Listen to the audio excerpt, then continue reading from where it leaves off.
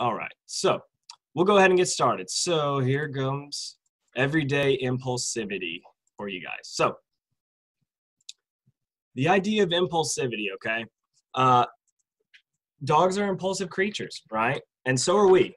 So let's not forget that we are both impulsive creatures. So, and I do want to start this presentation by saying we all have many dogs in our lives, right? And it's not fair to the current dog to compare them to dogs of the past, right? So everyone's had that perfect dog, and then you get a puppy, and you realize these are not the same creatures. And that's totally accurate, right? So keep that in mind that they're two separate creatures with different feelings, different personalities, different likes and dislikes. So don't put them in a box and expect them to come out the same way that your other dog was, all right? So keep that in mind as we go into this journey into the mind of an impulsive dog, all right? In this presentation, we'll cover different exercises that you can practice with your dog and every day, you know? The idea is that if we practice these exercises every day, the calmness and patience and ability to make good decisions may trickle into other aspects of their life, right? So if they learn not to jump at their feeding bowl, then we may, let's see, admit all. If they learn not to jump at their feeding bowl, they may learn to observe something that may be a trigger potentially, right? Because we want them to be able to observe things. We want them to be calm and learn that patience gives them that result rather than having to impulsively go and lunge at that thing, okay? So as we take this journey, keep that in mind that we are impulsive, dogs are impulsive, and there's no easy fix, right? We can't wave a wand and say, don't be the way that you are, right? But what we can start to do is begin the process of promoting patience and giving them a chance to make choices leading to results that they ultimately wanted in the first place, right? It's just how did they get those results, okay? So I'm going to start with a question for all you guys. Let's see. Okay, so what would you do in this situation, okay? Don't be frightened. But there's a cockroach on your arm, okay? Now, think about what is your first impulse, okay? And sit on that thought because it's very similar to what we're going to go into in this journey of impulsivity, okay? But let's first start with breaking down what impulsivity actually is, all right? Simply acting without thinking, all right? I'm not going to give you a giant long textbook explanation of what it is because we all know what it is, all right? I bet a few of you guys have already impulsively checked your phone to see what time it is. How long has it been going? All right, did I miss it? We all do it, you know, plain and simple. But hopefully throughout this presentation, you can start to see things a little bit differently, right? Start to think, how do dogs process the world around them, right? How can we help them process the world around them without forcing them to do anything, without any giant expectations, right? So keep that in mind. And these are some factors of impulsive behaviors created by Stephen Whiteside and Donald Lynham back in 2001. So the lack of premeditation, sensation seeking, overstimulation, lack of perseverance and urgency, those are all factors of impulsive behaviors in humans, but those same factors apply to dogs too. Keep in mind, we're not that different, you know, we're all impulsive creatures. And the idea is we have learned these behaviors. We've learned if we check our phone every now and then, we may get a notification or we may get a text, right? So that impulse is there to try something because of the chance of it paying off, right? Like this dog playing, what's it called? Playing at the casino over here. The idea is that it's a bridge of two worlds, right? Dogs are impulsive, humans are impulsive, but what we're going to go into is the comparison between the two and then some exercises that we can help them out with, okay? All right, so just some examples of impulsive behaviors in humans, right? Again, think about us first and then the dogs. So we're impatient, right? Everything now is just between a click of a button, right? We can get things immediately, right? Immediate satisfaction. That's that casino analogy. We want it right now, okay? Dogs think that way.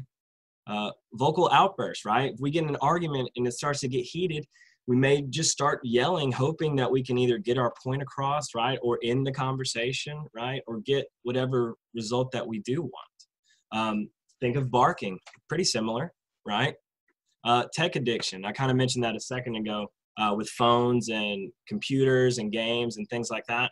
And also vices, right? Gambling, food, alcohol or drink, money is another one. You know, we all have these things that we want, but how can we help ourselves from those impulsive behaviors? Okay, a few things we can do. We can take a deep breath. That's really important, to think about what is going on around us, and is the environment even set up for our success, right? If we're an alcoholic and we go to a place that's serving alcohol, we can expect to be tempted, right? That impulse is there, right? So if we can change our environment for us to succeed, then we can have a better outlook on what's to come, right? Alternate behaviors, you know, instead of checking your phone, go outside and leave your phone inside, right? Eliminate those distractions. And I think it's really important to reinforce and reward yourself for being patient, you know, knowing that good things will happen, but sometimes it's not an immediate thing, okay? Sometimes it takes a little bit of practice, consistency, and patience.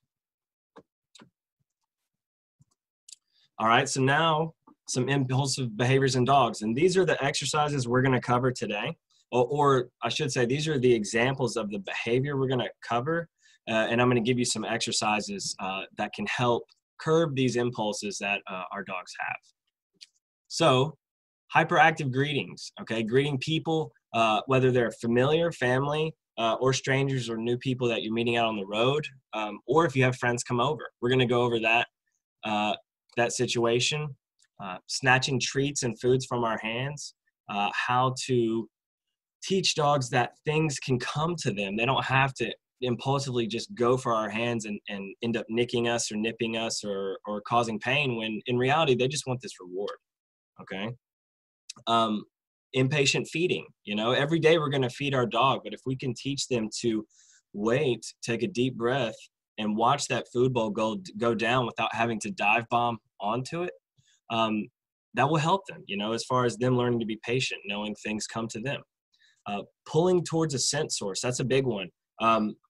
It's pulling on a leash. You know, when you're walking your dog and they're pulling you, think about where they're pulling you towards, and why they are pulling you towards that. They love to smell, and we're going to address how to set them up for success as far as how to get the result that they really want.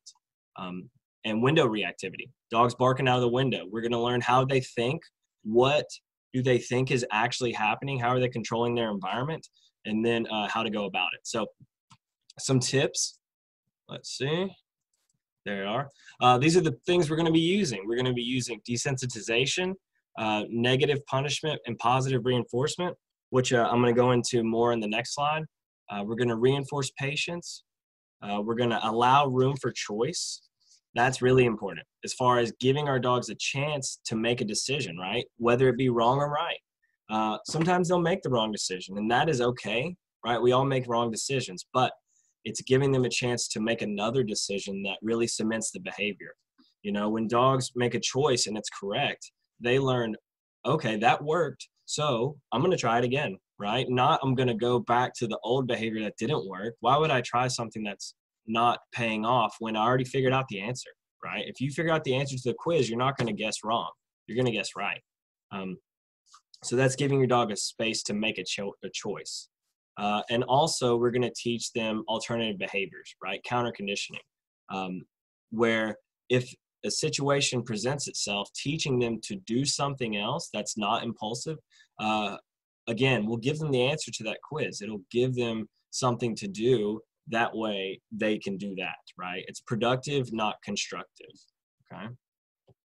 All right, so the way dogs think and the process we're going to be using is part of operant conditioning, okay?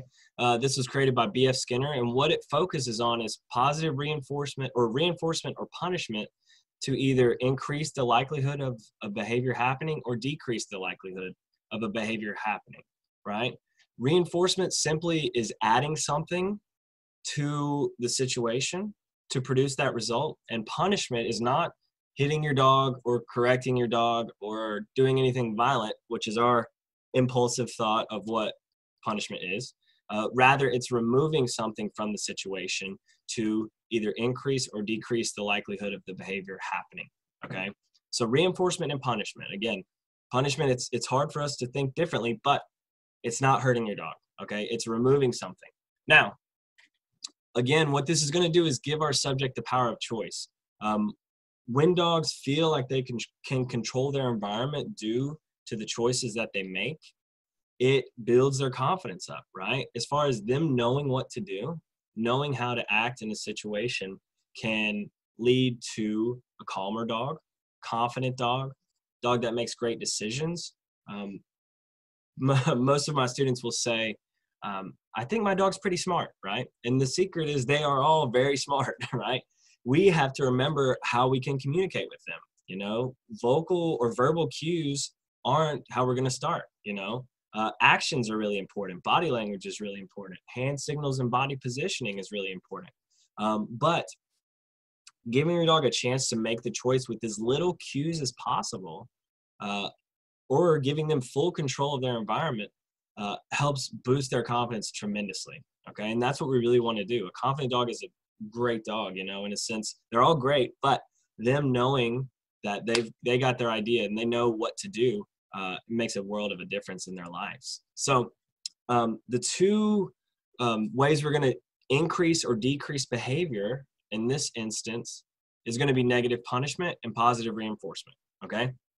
So negative punishment, okay?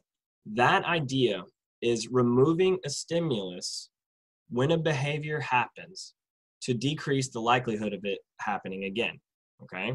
That's a clinical definition, but we'll go into it in the next slide a little bit, you know, more for the everyday person, right?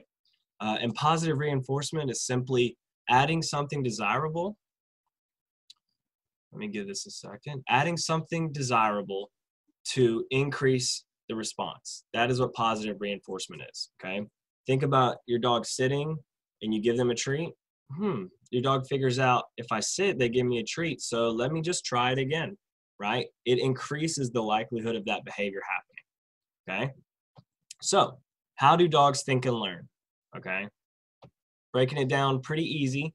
They're pattern-based learners, okay? Just like us, right? We figured, all right, this thing happens and this result happens, then the likelihood of it happening again is pretty good, okay? So think about the patterns that dogs recognize too as we go into this process, okay?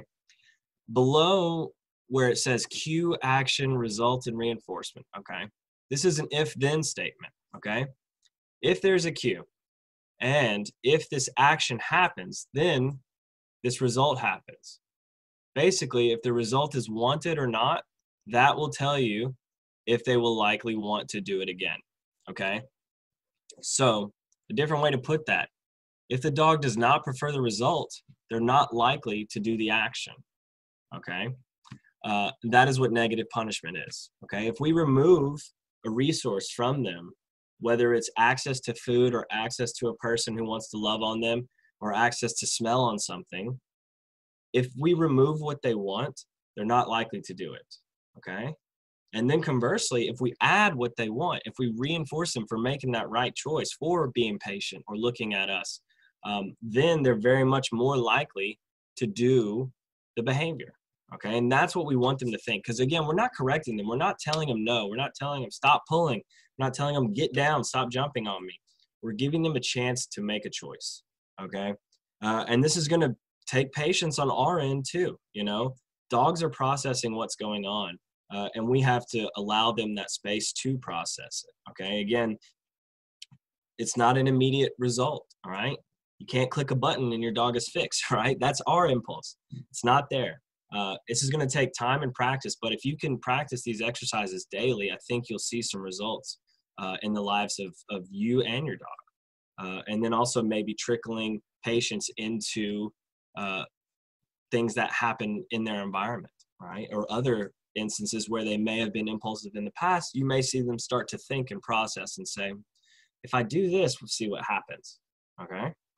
Now, when it comes to dogs being impulsive, we have to consider life rewards, okay? These life rewards are anything that your dog wants or needs daily, right? Whether it's being able to roam in the grass and smell everything like Kobe here on the left, and just have a sense of freedom, right? Or being loved on by a person. This is me and Lennox over here. Me and Lennox didn't used to be this type, but I can gladly say now that, but when giving her a choice to come up to me or not, now she'll come up to me, right? But it's giving her the power to control our environment that got us to this point where we're at today. This is not something we want to force, not something we want to expedite, something we have to take lightly and patient, and know that it may take our dogs a little bit to really understand what the end goal is, okay? So here's some life rewards that are going to be utilized in these examples. And if you can think of other things too that your dog likes to do, think about how do they get these life rewards, right? As far as access to a source, humans, food, scents, water, grass, climbing on things, activity, playtime, and just stimulating their senses, whether it's different textures, different tastes, different smells.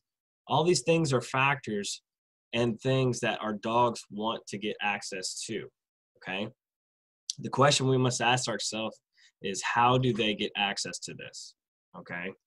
Because if they impulsively drive to that thing and get access to it, what's to tell them not to do that, right? Why would they change their behavior if every time they've pulled to get to this smelly light pole, right? Why would they do anything different? So think about that, okay? Now, let me introduce you to the players for tonight, okay? So over here on the left is Daisy and Harper. They're gonna go over hyperactive greetings with people. Down here is Danny and Claude. They're gonna go over treat snatching and how to actually receive a treat rather than going to get one, okay? Giacomo right here is gonna show us a feeding bowl exercise. Let me give it a second, it may be lagging. So Giacomo's gonna go over our feed bowl exercise, and Karina and Molly are gonna show you how we should act when our dog pulls on the leash, okay? Because that's a really impulsive behavior that really drives us up a wall, right? But again, think about why they're pulling. Do they ultimately get where they want to go by pulling?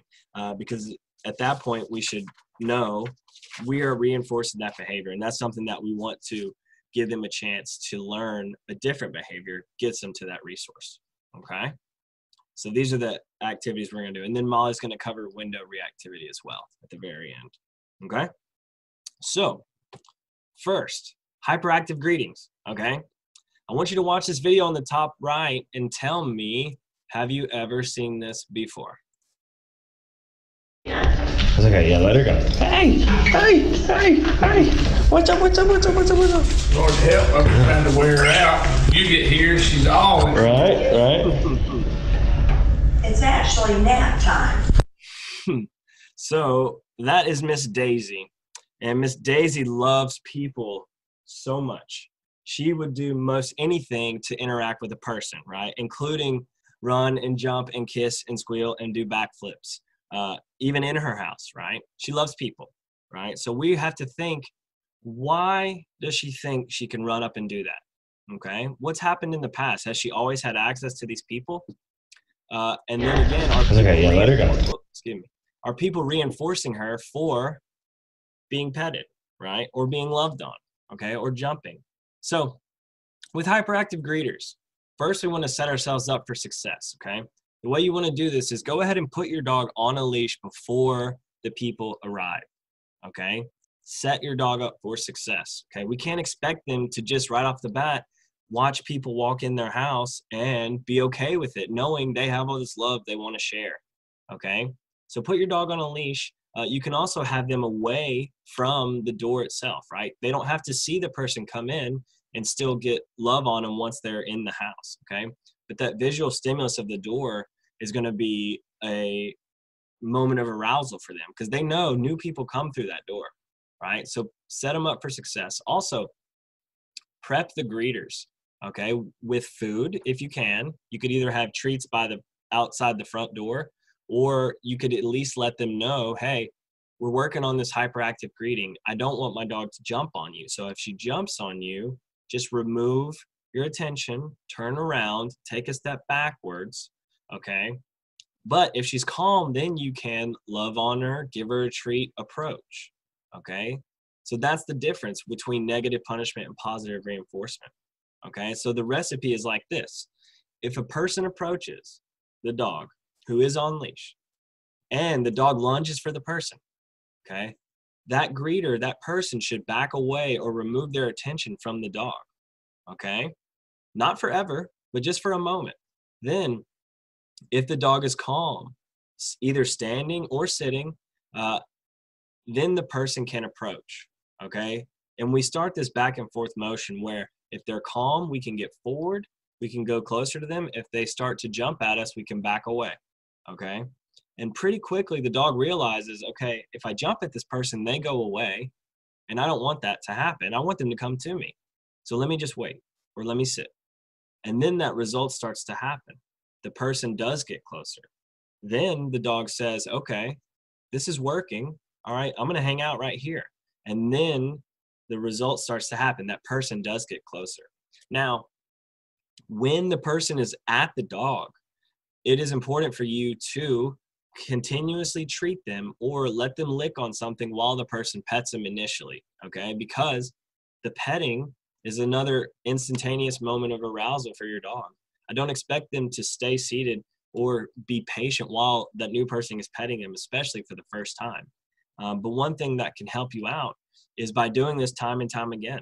You know, the more successful interactions that you have and the more reps that your dog can go through with this exercise, then we can expect them to learn this and generalize with other people.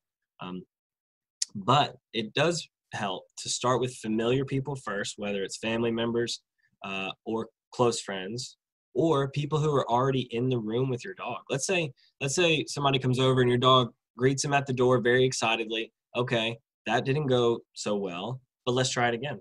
You know, replicate the situation.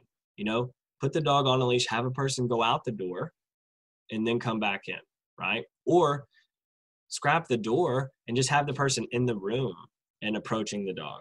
Okay, you can do this pretty quickly and simply, but it's going to take some patience and a lot of reps. Okay, and you're going to see some video examples here in the next slide. So this is going to be Daisy, again, the same dog, the same acrobat you just saw in the last slide.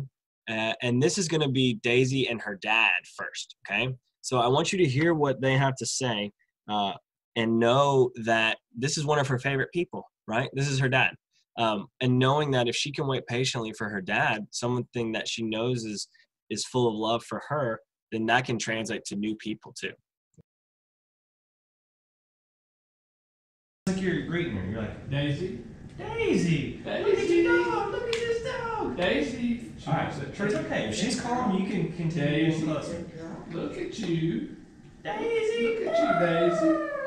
You know. All right, so stop. Good. Yes, now you can get closer. You can get closer. Daisy. Very good. All right. Good. Yes, now let her lick it. Now you can go pet her. Now wait till she's down, though. Okay, get down. Yes, now. Now. Good. And you get the treat. Good. Yes. So if you think about where your treat placement is, that's important. Because she'll come up for it if it's there. Now, if you got a stranger coming, just keeping it down here That keeps her down. is going to keep her down so she'll stay petted while she's down. That's important. All right, let's do this. So you see, just a couple small things can help set up your dog for success, right? Treat placement, and then instructing the greeter before the interaction happens, right? Because we can't expect them to know what to do. They're impulsive too, right? They want to pet the dog. The dog wants to be petted. But we have to address both sides so that way we can expect a solid greeting to go down.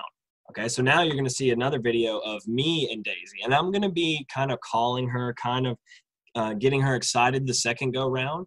And what that does is it helps proof the exercise, right? It helps really cement that behavior. If they learn to stay calm while a person's actively addressing them, getting closer, then we can expect them to make that choice again in another environment, right? But notice too, we're in their house. There's not a lot of stimulation happening. Start there, okay? Don't expect them to do this at the park for the first time when there's dogs running around or kids screaming or anything like that. Be reasonable and help set them up for success, okay? So here's Daisy and myself. Good. Okay. Good. Here we go. So she's calm. I'm just going to walk closer. Good. That's good. And you can talk to her. You can say, good job. Daisy. Daisy. Hey. Hey. Good. Oh, very good. Very good. Yes. Yeah. Good. Yeah. Very good. All right, let's do it again. Let's do it again. Okay. All right. For her to see me because I've been here for a little bit, right? But we're gonna work this out. Daisy. Daisy. Oh. Good. Daisy. Whoa. Good. Daisy. Hey. Daisy. Now, hold the leash about halfway. So, even if she is to pull, she's still going to be closer to you than to me. Right there's perfect. Daisy. Good. Hey, baby. Hey, baby. Good. Good, Daisy. Very good. Very good. Daisy.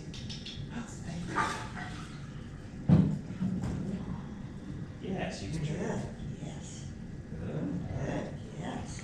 Daisy. That's pretty Good. good. Now treat her. Yes. Good. Good job. Oh, she Good wants that job. whole treat. Right? So see how right now she's making choices, right? Whoops. So you can see right there the decisions that are being made, right? And I even referenced it at the end of the video. But she's like, I really want to go see you, okay?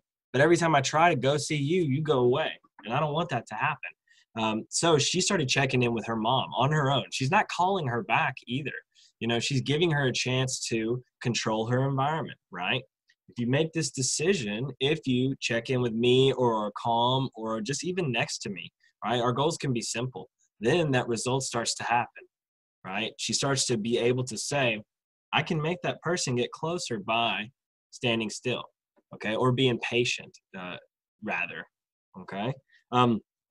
Also, notice halfway through the video, I told her to shorten her leash to keep the dog closer to her.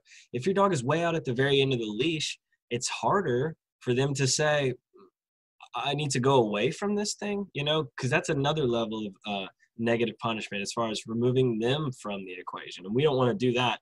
We just want to remove the stimulus.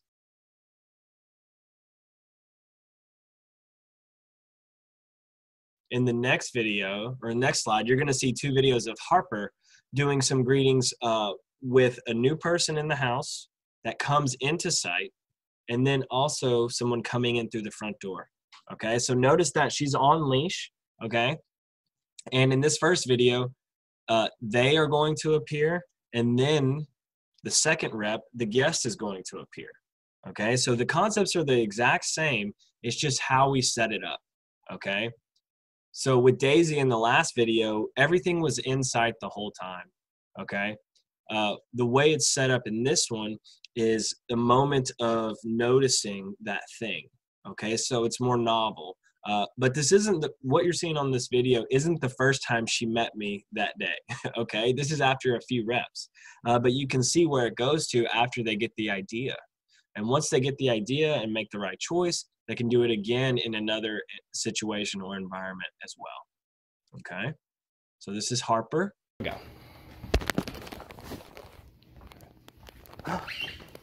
Hey. Yes. Hey, Harper. Good. Now you stay right there. Good. Now if she's calm, I'll get closer. Good. Very good.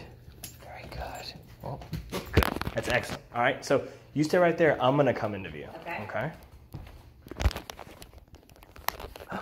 Harper. Hi. Hi. Good. Good. I'm gonna wait till she looks at me to get closer. Harper. Very good. Very good. Yes. Good. Good. Excellent. Excellent. Good. So Harper is one of those dogs where her brain is always at a 10, right? I wish I had videos of her when I would initially greet her because she was doing backflips. I mean, she was going nuts. And to see this dog make such a transformation as far as learning how to make that result happen is tremendous, right? So you see how I also instructed her to just hang out where she was, right? No need for her to get closer to the stimulating person or thing, because if we get closer to that stimulating thing, we can only expect them to get aroused, okay? And again, we want to set them up for success. So know that your proximity from the stimulating thing is really important. And if we start to close that proximity as they're getting closer, by us getting closer to them, we can only expect them to get excited. Okay, so now a new example is going to be when people come over through the door. Okay, how to set our dog up for success when greeters come over. Yes. Good. All right, so let's let her look. Good. Hey, baby. Hey, baby. Oh, that's very good. Yes, good girl. Very good. Very good. Yes. Excellent. Harper. Wow. Excellent. All right, let's do it again. Wow, what is it? I mean, that's like. Yeah.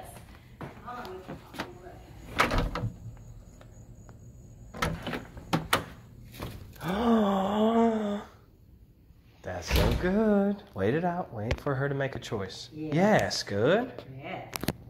All right. And now if she's just standing, so let go with your hand. There you go.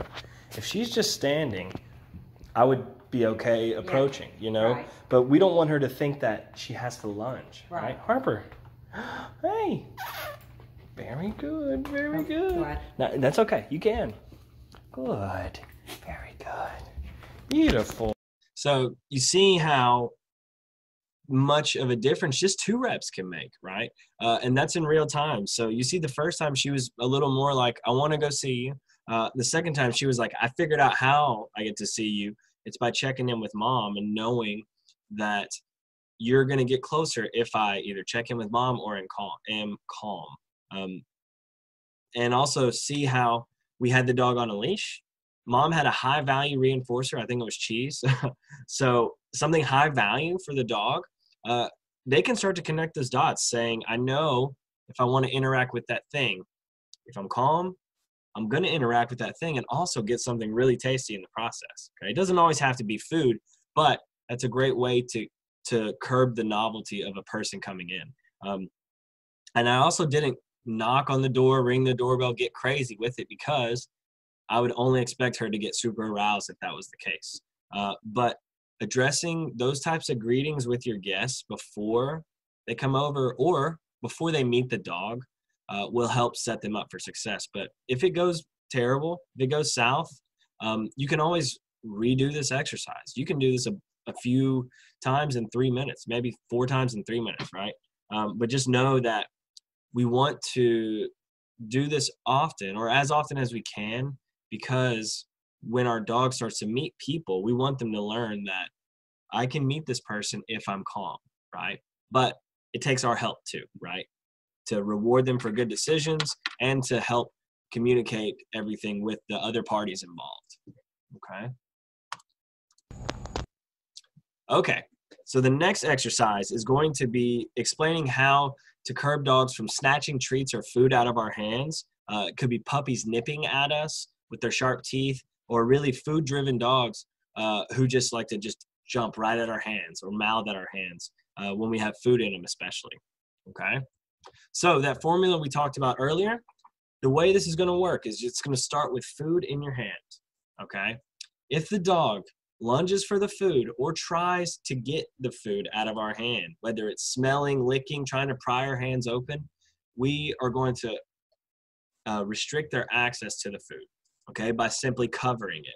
So the way this exercise works is similar to an exercise we do in our beginner class, but we're going to put one piece of food in our hand and show it to the dog, okay?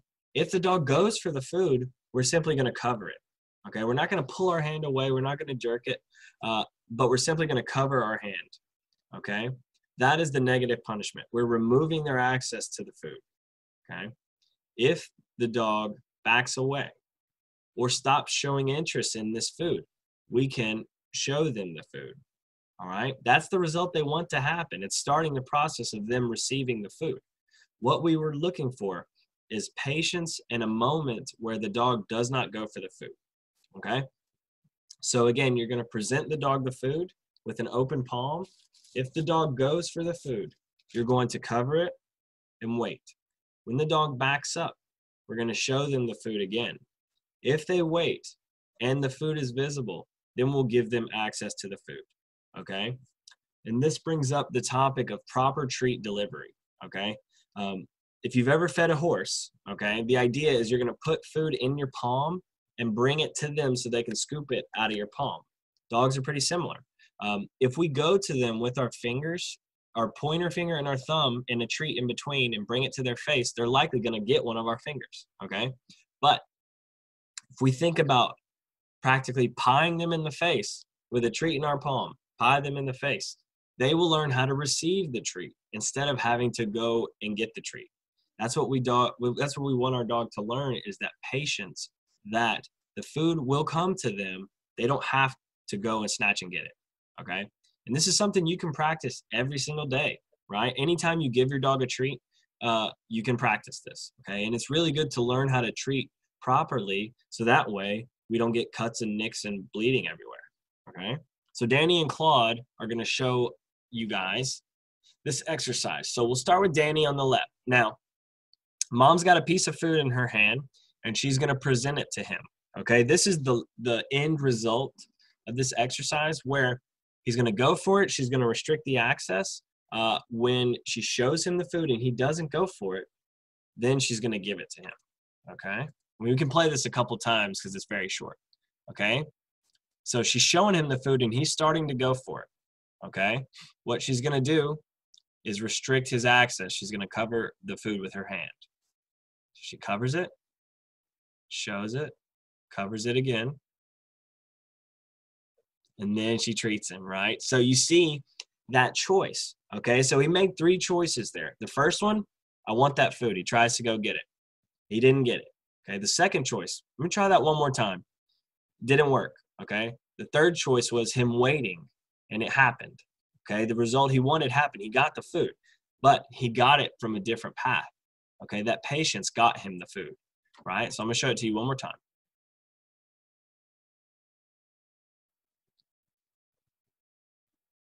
Excellent. You can see him think and say, I really want it, but I can't get it. And now it's coming to me, right? That's what we want them to think, okay? So this next video on the right-hand side is showing you how to treat, okay? So see mom's palm is flat, one piece in her hand. What she's going to do is basically bring it directly to his face, okay? Not giving him a chance to lunge at it or snip at her fingers or jump up at it, okay? The treat is coming to them. Once they learn this and we practice it consistently, we can say goodbye to those nips and nicks out of our fingers, okay? So here's a short little clip. Yes! Good. Yes! Good. So I'll give it to you one more time. Yes! Good. Yes! Good. So bringing that treat to your dog is super imperative, okay? Especially for those high food motivated dogs. They can't think straight, right? But giving them a chance to make choices is really going to help with that. Now, another thing that can help us out when practicing this exercise is starting with something lower value, whether that be a lower value treat or their kibble, right? Practice with their regular food. It's not as novel as a high value piece of cheese or turkey dog or chicken, but we can practice with their food, and that way they can learn, all right, when you present food, I don't have to go for it, but it comes to me, okay? But starting with lower value food is going to set them up for success. Then after a few successful reps, we can start to raise the value of the food. But something you can practice every day is giving them a treat, right? But now we can think about it a little bit differently along the lines of how do they get access to this treat? Okay. Now, next exercise is going to be an impatient feeding exercise. Okay. In other words, it's when you give your dog their food, their meals, and they just beat you to it, right? They hit the bowl, it goes everywhere. They're not learning how to wait for the food, or you can't even put the bowl on the ground without them just going after it. Okay. So here's the formula, right? Food is in the bowl. Okay. As we lower the bowl, if the dog goes for it, we're simply going to raise it up out of reach. Okay. Removing their access to the bowl. That's the negative punishment. On the other hand, as we lower the bowl, if they're calm, and I should say this, their calmness is making the bowl go down onto the ground, right? Giving them access to it, all right? Think about a lever, okay? If the dog does the right thing, the lever goes down, the bowl goes down. If they do the wrong thing, they make the incorrect choice, the bowl goes up, all right? Simple math. They want the bowl to go down, okay? What makes the bowl go down? Patience and calmness, okay? One thing that will help you out too, similar to the last exercise, is starting with minimal food, a couple pieces of their food, or even just one. Start there and work back to your normal scale. Don't expect them to leave a full bowl as you lower it if this is something your dog's really impulsive about. Plus, you don't want to have to pick up 100 or have a bunch of food spilled all over your ground if they do go for it. So make it simple at first and then start to challenge them. Okay. Now, this is something I do with my dog every day, and we have another level to this game, which is eye contact. Okay. If your dog starts to look at you when you practice this, that's huge. That can translate to a lot of different behavior things down the line, whether it's leash walking or just being in a different environment. If they learn to make eye contact, to make results happen, that's a game changer. Okay. So what you're going to see in this video is us working with Giacomo. Okay. He's one of our students. He's a pity. He's beautiful. He loves food too. So we learned that we can do this exercise every day with him. Okay. And we started very simply with one piece of food in the bowl. Okay. As we lowered the bowl, if he goes for it, the bowl simply goes up. The access to the resource goes away. All right. But if they are calm, then the bowl goes down. Okay. And then they can eat the food. You could put it on cue. I'm not getting specific about that. But what we don't want is for them to just dive bomb every time they see a bowl. Okay. So you're going to see a quick video of this guy. Good. Good.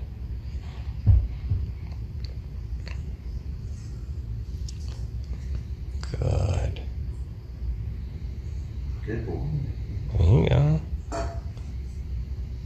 Free. Yes. All right. Excellent. Boy. So it may not look like much is happening there, as in he's not doing a whole lot, but his brain is moving. He's saying, I want that food. Why can't I? Every time I move to go get the food, it goes away. All right. And that's not the result that he wants to happen. He wants to get the food. Okay. That calmness, that step back, that deep breath is making the result happen. Here comes the food. But you can practice this every day, right? You're going to feed your dog, but now you have another way to look at that process. Okay. That's good. So our next subject is going to be pulling towards a scent or stimulus. Okay. Think about your dog pulling on the leash. All right. What are they pulling to is very important here. Likely things to smell, or it could be a greeter like we talked about earlier. But we're going to use a smell or a scent in this case. Okay. So our dog, their sense of smell is their strongest sense. Okay. They likely want to smell things. And from our perspective, it is okay for them to smell things. We want them to smell things. We want them to be stimulated by that. But what we need to think about is what gets them access to that source, okay? Does pulling towards it get them access to it? If I know my dog's going to pull towards every single mailbox, and she does pull me, and she gets to the mailbox, what's to stop her from pulling, okay? So we can look at it a little bit differently. If we wait them out and have patience, then we can reward good decisions by giving them access to that source, okay? So think about this scenario. My dog's pulling on the leash, trying to get to that thing. They don't have access to it, and we simply wait.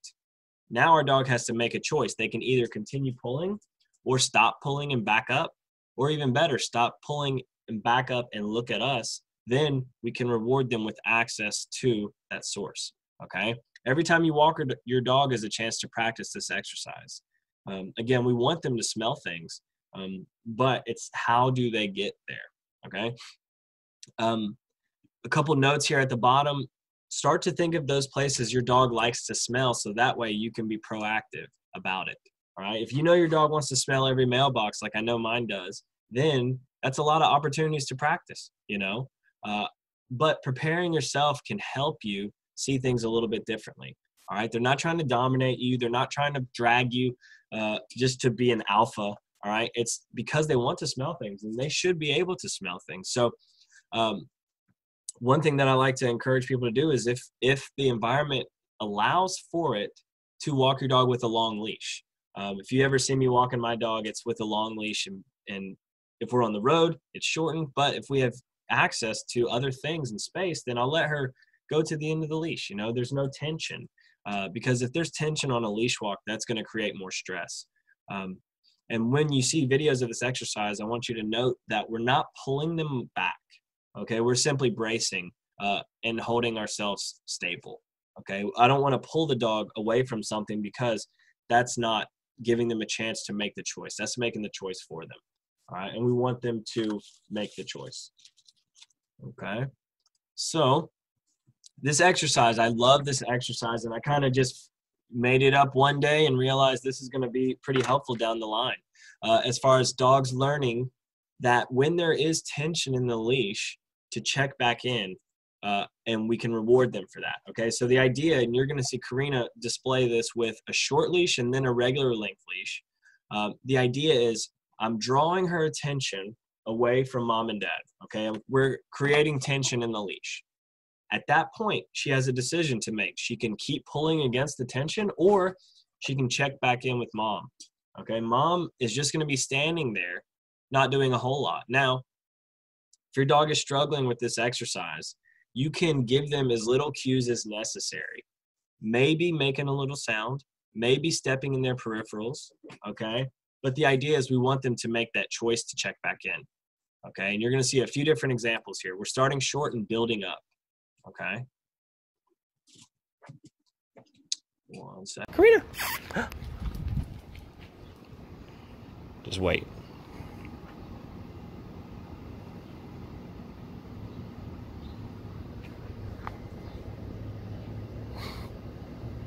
So make a little sound.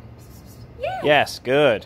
Yes. Excellent. Same thing. Now we'll make the sounds at the beginning just because to give her a little bit of a help, just a hint, yeah. But then eventually she's going to learn it pretty quickly. Okay. All right, Karina. Wait at least like 15 seconds. Yeah, well, if we feel like we've lost her, then we can always give her a clip. Yes, yes, good. Yes. Same thing. Karina. Take it. Good. Yes. Good. Come on. Hey. Hey. Oh. Oh. Here. Take it.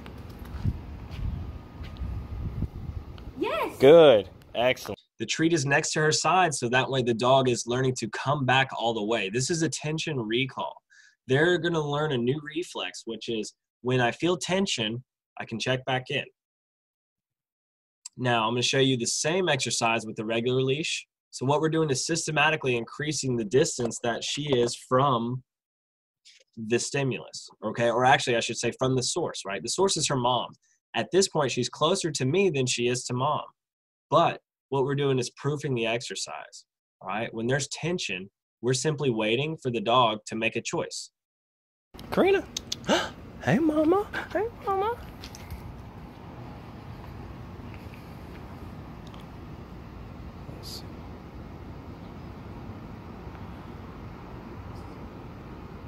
Yeah. Yes, good. And see, that time was different because the dog started to come back on her own.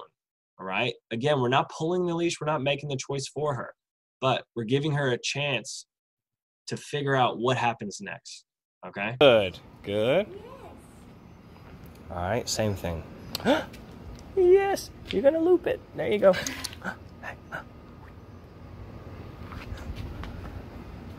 I'm gonna see if I can draw a play out of her.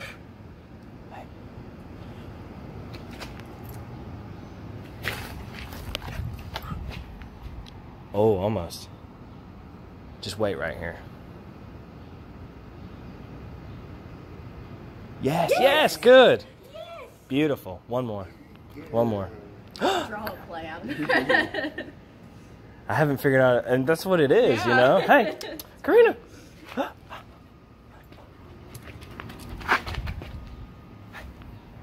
Good. And just wait for it.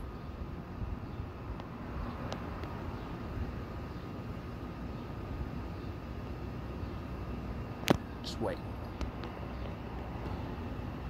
Yes, good. Yes. Beautiful, good. So you see, the further they are from the source, which would be mom at this point, the longer we may have to wait. And that is okay. But the more time we give them to make a choice, when they make that right choice, it cements that behavior. And it's really important to give them a chance. We could always cue them and call them back. But if they learn this new reflex, meaning something, I feel tension, I want to go get to something, but if I check back in, I get to get rewards or even sometimes go to that resource. It helps them out so much because it becomes a reflex. My reflex isn't to pull. It's if I feel tension, check back in, and then I can see what happens next. Okay? So now this is Molly. She's going to show you this with a long line and two different exercises here. One is tethered to me. I'm just going to let her wander. When she checks back in, I'm rewarding her next to me so she comes all the way back. Okay? And you start to see this rubber band effect, meaning I get to the end and I check back in, right? That's when we know this behavior is really strong, is when they can get to the end of the line and check back in. Then we can say, all right, let's go for a walk, right? Or knowing that if they pull towards something, we can think about it a little bit differently, okay? This next video is the same exercise, just I am not connected to this tether. Okay, so it's an offline tension recall, okay, where she hits the end of the line, then she learns to seek you out, okay? We're eliminating other variables. We're eliminating a leash in our hand. We're also adding a long line and replacing it in a different direction where she has to actually search for you, search for the source, okay? And that tension is letting her know, I feel the tension, let me check back in or come all the way back to you, okay? Lastly, in regards to this is those life rewards we talked about, right? Those things they want to get to, those smells that we see on our walks, okay? So this video, this little drainage pipe right here, this is where the cats live, okay? So I knew she was gonna pull towards it and she wants to get there. So I'm simply gonna wait and see what she does, okay? When there's slack or when she checks back in, then I'm going to reward her by letting her go smell. Okay. Again, smelling is the goal. She'll never catch the cats, but she can smell for them if she checks back in or creates slack on her own. That's really important. We don't want them to think I can get there if I just pull hard enough. But instead, if I check back in, then I get access to a resource sometimes. Okay. Okay. So think about some environmental triggers that may be by your house. Okay, we're going into window reactivity is the last topic. Think like your dog, okay? Things that come by your house. A garbage truck, male person, stranger walking her dog, okay? That stranger is another one of our trainers, Meredith Dempsey, if you can recognize her blurry face down there. So these things that pass by our house, they are always going to come and go. Okay, walkers and their dog are going to pass by our house. Garbage trucks are going to come and go. Male people are going to come and then go. All right? No external input needed. They're going. All right? Does our dogs know that? Okay, do our dogs know that? what our dogs tend to do is bark at these things, all right? They let us know they're there. There's a dog outside. There's a person outside. Then that thing goes away, all right? The idea in our dog's brain is, do they think they made it go away? Oftentimes they do, because the next time the mail comes tomorrow, they're going to do the same thing because they've learned that if I bark at it, it goes away, all right? They don't know they had zero control over that, but they think they did, right? So ways we can help them out with some window reactivity, okay? We can reward them if they observe the thing calmly, all right? Because right now, this first formula, the visual stimulus appears, they bark at it, it goes away, they're being reinforced for barking at it, okay? So we need to change something, okay? We can change our criteria. If the dog looks calmly at the trigger, we can reward them and then the trigger still goes away. Again, no external influence needed for the trigger to go away. It's what do our dogs think is happening, okay? Or we can teach them another behavior, whether that's a mat settle when something approaches, or a recall when something approaches our house, or we can try to divert their attention with a food scatter or something like that, right? Some solutions down here, management and prevention are huge. If you notice in this picture in the top right, the left side of the window has window film over it. It's very cheap on Amazon. It's aesthetically pleasing. It still lets light in, but she can't look out, okay? You see the difference. See what window she's looking out of, okay? When my window is visible, this is where my dog would love to sleep, right? I would think she loves to look out the window, all right? She needs to see the world outside the house. Then when I applied window film to both windows, I started to realize she's not even laying up here anymore. She's on this other couch that's out of sight, completely upside down, drooling, but half awake, you know? She is much more comfortable out of sight of that visual stimulus out the window, okay? So keep that in mind with your dog. If there's a simple solution like applying window film or pulling your blinds down as long as they don't destroy it, or some type of visual blocker, why not give it a try? You know, that stuff's very efficient and cheap, easy to set up, install. And if it works, beautiful. No more barking out the window, you know, and you can place it lower to where your dog's sight line is blocked and you can still look out of windows or doors. Some of those other behaviors I mentioned earlier, a mat settle, an ice maker could be a great option if your dog loves ice. Ice makers make a lot of sound and dogs know what that sound means. So if something's outside of your house, instead of going and yelling at them to stop barking, maybe you go to the fridge, hit the ice maker, knock a couple pieces down, and let them chomp on that ice while the thing comes and goes, right? Out of sight, out of mind is really important in this aspect. And that's kind of along the same lines of the treat scatter, where the visual stimulus appears and you grab a handful of treats, toss them on the ground away from the window is very important, and let them search and forage for the food while the thing comes and goes, okay? If it's a really destructive behavior, find a certified professional trainer. This is a website you can find that, or contact me or anybody who would love them, train them, and we can help you out. Because sometimes we may need to establish a plan, right? But our first step with problem behaviors is always going to be management and prevention, okay? So we're running out of time, but I'm going to show you real quick another exercise you can practice, breath work with your dog, simply looking for their nostrils to flare. When you hold a treat in the air, is your dog taking a breath? And we can reward them for that. So I'm going to show you a quick video of that, and then we'll wrap up. So I'm going to show her a treat and lift it up and watch her nostrils. So once they flare, I reward her. You know, in a moment of high arousal or impulse, if we can notice our dogs taking a breath, then we're on the right path. You know, dogs often hold their breath when they're very stimulated. So if we can reward them for being calm and taking a breath, then we have another criteria to look for, right? And once you see it, you can't unsee it. So try practicing that with your dog after this webinar, and you'll be surprised at what you see, okay? All right, so dog impulsivity.